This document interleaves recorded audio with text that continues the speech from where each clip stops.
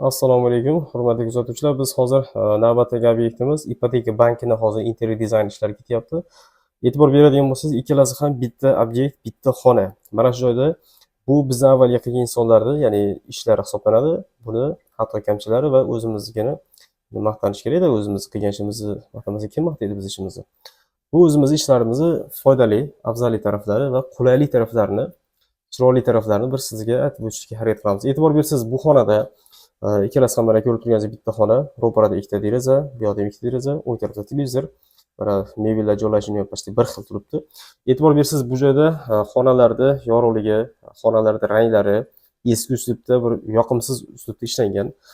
Hattoki derazadan kelayotgan yorug'lik ham noto'g'ri qo'yilgan.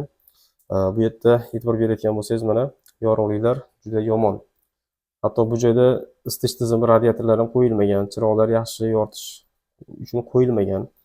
Biz ishimizda bo'lsa, mana ko'rib turganingizdek, ayni shu binoyimiz, shu xonamizni mana ko'rib turganingizdek, har bitta joylari akkuratni qo'yilgan va bu yerda isitish tizimi uchun fan ko'llar qo'yib ketilgan, chiroqlar qo'yilgan, mana ko'rib turganingizdek, lyustralar.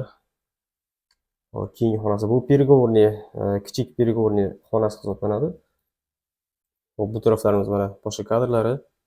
Bu koridordan ichkari taraflar ko'rinish holati. Endi yuqorida ko'rganlarimiz bu zodagonlarning xonalari edi. Endi bu taraflarimiz oddiy qora xalqni, ishchilarning zonasi hisoblanadi. Albatta bu hazil. Endi bu tarafda ukamiz ayni shu obyektimizning 3-qavatdagi boshqa xonalari, ya'ni katta переговорный zallarini loyiha interyer ishlari ketyapti bu yerda mana. Modeling ishlari ketyapti bu yerda to'g'rirog'i.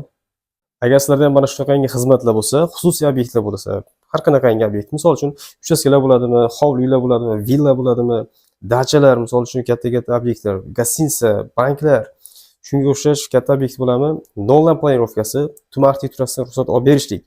Kerak bo'lsa uni uchastkalar bo'ladigan bo'lsa, noldan podkruch holatigacha, uchastka bo'ladimi, domlar bo'ladimi, noldan podkruch xizmatigacha, Alloh nasib qilgan bo'lsa, xizmatiga bemalol turib bera olamiz.